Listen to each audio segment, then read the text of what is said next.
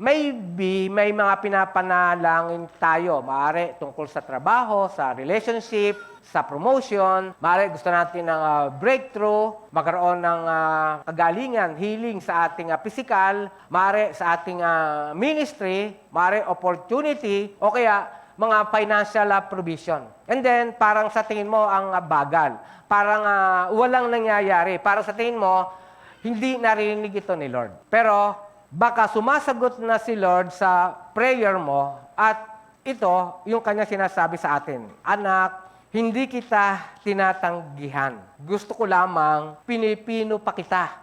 Inaayos ko pa yung mga ugali mo. Pinapatatag kita. Pinapaganda ko pa ang timing. Kaya marahil yun ang sagot ni Lord sa atin. Because God delays are not God's denials. They are God's preparation. Kung ibinigay ni Lord sa timing mo, blessing lang ang makukuha mo. Pero, kung binigay niya sa kanyang panahon, purpose ang mabe-benefit mo. Amen, di ba? Hindi lamang yung kagustuhan mo. Ibig sabihin, pagka ang Diyos nagpala sa'yo, may magandang benepisyo, magkakaroon ng breakthrough.